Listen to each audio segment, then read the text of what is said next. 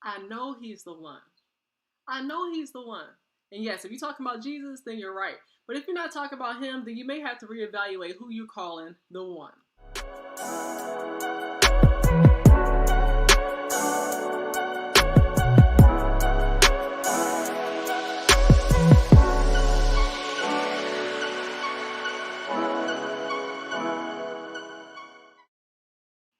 Welcome to another episode of Chelsea's Live Line, and I'm so excited to have y'all on today.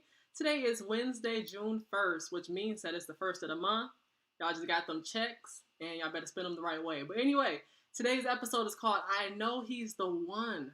I know he's the one, right? Yeah, no, you don't know he's the one. Okay? And let me just tell you, last week I talked about where to recruit your soulmate, or I talked about you don't want to go to a hole, or you can't go to a hole to find someone whole. But this week, I'm talking about how to recruit your soulmate, because a lot of people really enjoyed last week's episode, so I want to do a continuation of that by talking about the how behind it. And let's get into the word of the day, which is coming from James chapter 1, verse 19 from NIV, which says the following. My dear brothers and sisters, take note of this.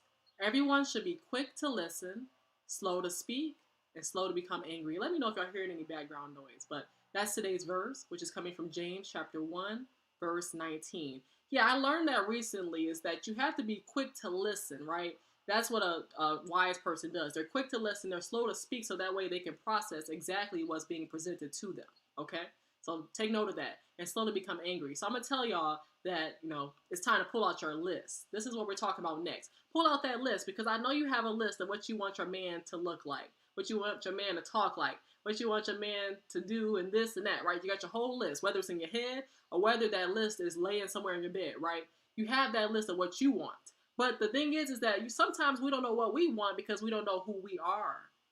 Yes, sometimes we don't know what we want or who we want because we don't know who we are inside. We have to define ourselves first before we can let somebody else define us, and we have to define ourselves first so we can be able to find somebody who's worth respecting us, who's worth loving us, right?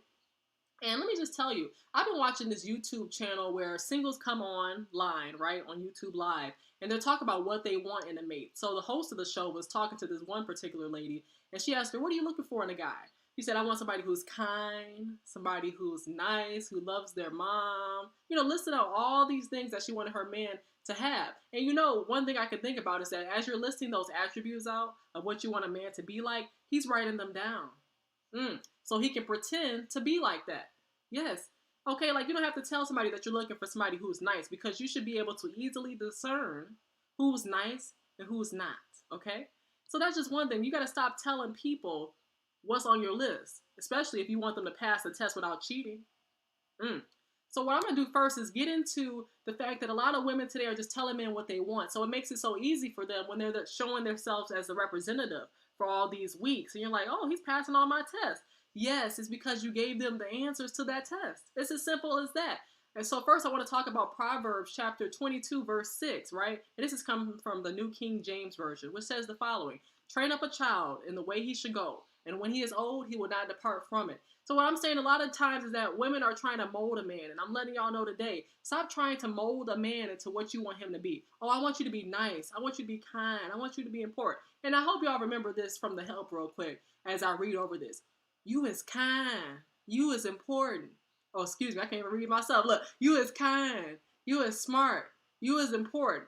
Okay, look at this. She's telling the child that, okay? But a lot of y'all are telling the men that y'all want them to be smart, that y'all want them to be kind, that y'all want them to be important. So whatever you tell them is what they're repeating to you because you told them the answers. Stop telling them the answers and let them figure it out for themselves what you want in a man. What do you have to present to me as a man? It's one question you can tell them in return of that, because it doesn't make sense that a lot of women today are trying to mold a man. Hey, do y'all remember final exams? Right? Back in middle school, high school, even college, that we had final exams. And what do we do for those final exams? We had the tendency to cram for them because we're saying, oh, gotta learn all this material that I've been learning for the past X amount of weeks. And I forgot some of it over time. And sometimes we fail those final exams because we try to cram in material. We're asking a teacher, we're asking a professor, oh, what's on this final exam? Because, I forgot. What is going to be on the exam? What exactly are we getting tested in? But the thing was that even though we failed this final exam, we passed the little quizzes throughout the term.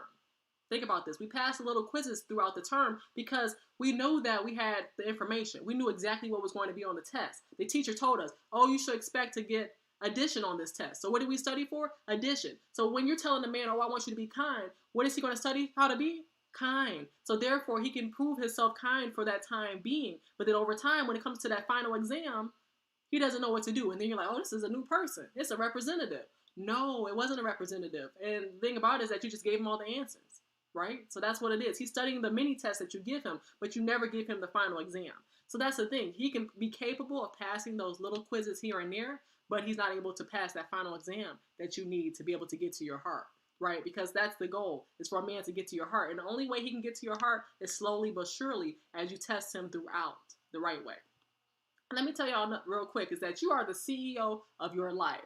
And you know how you go through a job process and sometimes there's one interview or maybe multiple interviews. And we have to learn how to date for data. We have to learn to date for the right things, not for the looks, but for the data. And what I'm going to do real quick is just tell y'all that you'll have to be quick to listen, slow to speak. Because that's the only way you can accumulate the data that you need is by being able to listen, having two opening ears to hear the information they're giving you, whether it's bull or whether it's not. But you'll be able to discern that by listening. Just sit back. Stop trying to tell him all about you and instead let him tell about him. He'll be able to tell all about him if you could just be quiet for 1 second. That's the thing. We're so talkative, and that's why we don't really learn about what a man is really about because we're too busy trying to get our answer out. We're trying to react and respond, but sometimes we just got to sit back and listen to see what that man is saying. So again, you are the job recruiter of your life. And what I'm going to do real quick is play a throwback clip for y'all from one of my episodes where I was talking about how you need to date for data and what the purpose is because y'all need to learn a little bit from old Chelsea as well. Watch this clip. Social media is that person's resume. Social media is his resume, whether you want to believe it or not. People say, oh, social media doesn't matter, but I'm here to tell you today it does. And that's the resume because you should act like the job recruiter. You should be looking to see exactly what type of stuff he's posting. Is he demeaning women or is he promoting positivity? Take your pick. Evaluate them from head to toe. And no, I'm not just talking about the look scale, the 1 to 10. Oh, she bad, she a 10, or he fine, he a 10. I'm not talking about that. I'm talking about evaluate from head to toe because remember, everybody on the outside is a shell. But then when you get to know the inner person, you actually understand the content of that person's character. Until then, you're dating a shell. You cannot be dating these 8, 9s, and 10s thinking you're going to have a successful relationship and say, oh, I'm dating the same men over and over again. No, you're not dating the same men over and over again. You just never actually asked them for the right data to find out what kind of man they were. Okay? Hello. Yes, and I saw Miss Tracy in the comments saying we can learn so much just by listening. Right? Write that note down, y'all. We can learn so much just by listening. That's all it takes. And we can just listen. We'll get a lot of the answers that we didn't even think we could get. Just sit back and relax. I'm sorry we got landscaping in the background, so y'all probably hear that right now. Oh, Lord, I hear it myself. So I'm assuming y'all hear it as well. But let me know if you do in the comments or not. But regardless, we'll keep this show going in the meantime. But yes, one pair of eyes isn't enough. You know that, for example, in a job interview, there's multiple job interviews that you can go through. There's different phases. You pass this one phase, and then the next phase comes in because one pair of eyes isn't enough. Maybe you were able to see that, oh, this person seems perfect in your eyes, but somebody else can be able to discern better than you to know that, hey, this person isn't who you should be with, or this person is who you should be with. So that's where courting comes into play. Courting is when you allow people to have a personal board of directors over your life. That's what courting is. So courting is simply when you allow other people to be in the process, the mating process. So get you a personal board of directors, and I want to give a shout out to Dre from Harrison Family Values, who stated the following yesterday. He talked about 5 mentors that every man needs, right? 5 mentors that every man needs. And that's important. So I'm going to make sure to link that video in the replay for those who are watching the replay. Yes, get you mentors. Mentors when it comes to finance, when it comes to spirituality, when it comes to everything in life, your personal well-being, right? There's all types of mentors you can have. So that's very important. Get you personal board of directors. Maybe your parents are going to be in the dating process. But what if you're older? In that case, you can have other people like your pastor who could be able to discern this person and see if they're worth getting into your life.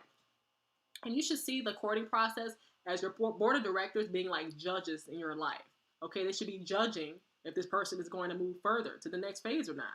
And you'd rather have them do it now than later. Okay? That's very important. And I want to tell y'all to revise that list, right?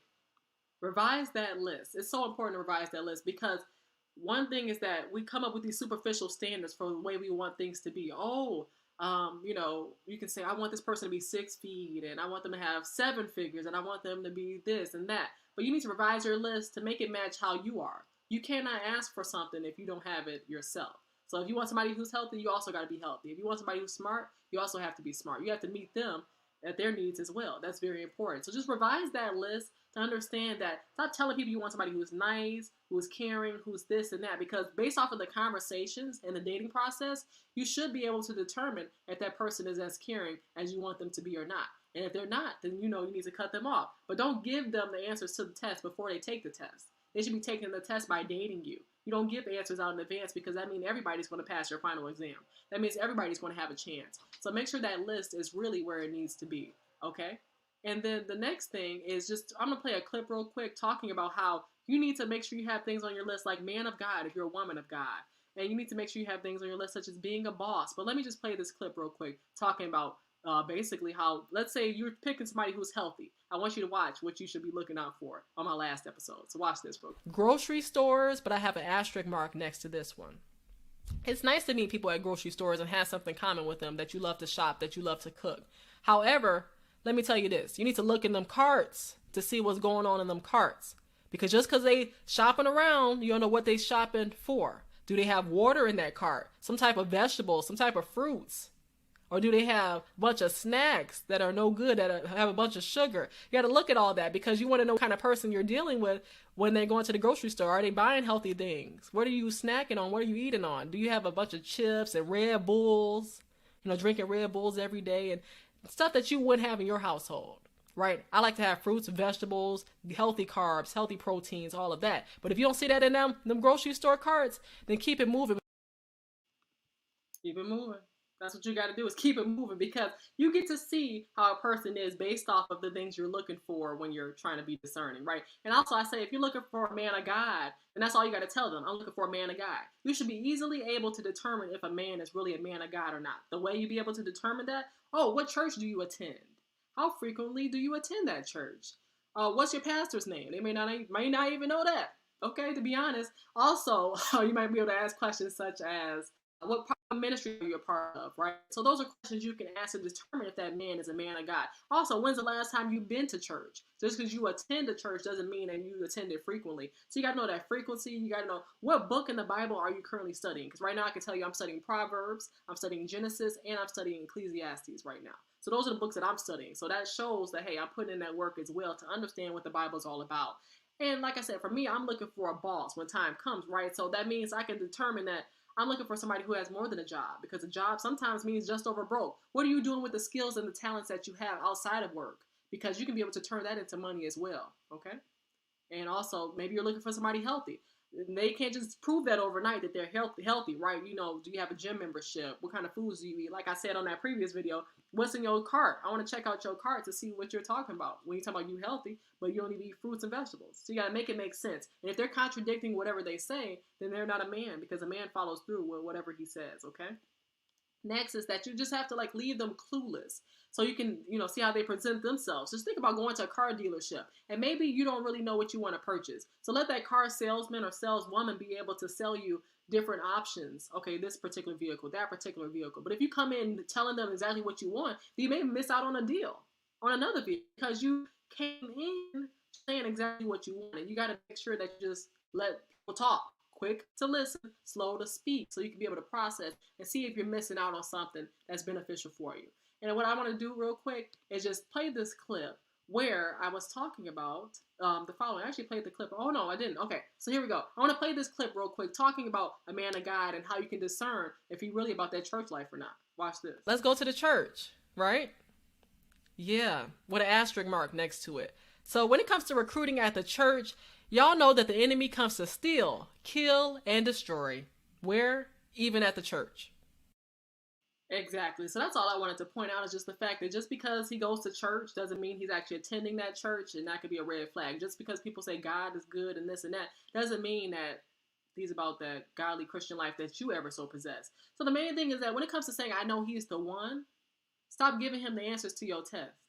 Stop letting him cheat on you before he even gets a chance to really cheat on you, if you get what I'm saying. So don't let a man just get all the answers to everything you have to offer before he gets a chance to prove himself to you. Just sit back and relax and let him do what he has to do. You can see his consistency. You don't have to say that a man is being, you don't have to tell a man that you want him to be consistent. See how consistent he really is, because he will be as consistent as he wants to be to prove that he really likes you, to move to that next phase and get what he wants. But let him do his thing, and you can just watch what kind of man he is. When they ask you what kind of man they're looking for, say, whatever man that you have to offer me. And keep it short and sweet, just like that, y'all. So this is what this episode was about, just to let you know that you stop giving the answers to your test, because they can pass the little quizzes throughout the term, but the final exam is when they get to prove themselves as the man they are or the man they are not. Okay, so make sure that you like this video, if you enjoyed it, and make sure that you share it with somebody if you like to, so you can get the word out and telling them to stop saying, oh, I know he's the one, I know he's the one. I know y'all probably tired of hearing people say that, I know he's the one, because the only one is God, the one above. So that's why I say women talk about, I know he's the one. You don't know he's the one yet because you told him everything he needed to know. That's why he proved himself to be the one temporarily. And then you just repeat that same toxic cycle over and over again because you're giving away answers before the test is administered to him. All right. So thank you so much, everybody, for tuning in. I truly appreciate the love. I'll be back next week for another episode of Chelsea's Live Line. Thank you so much for tuning in. Appreciate it.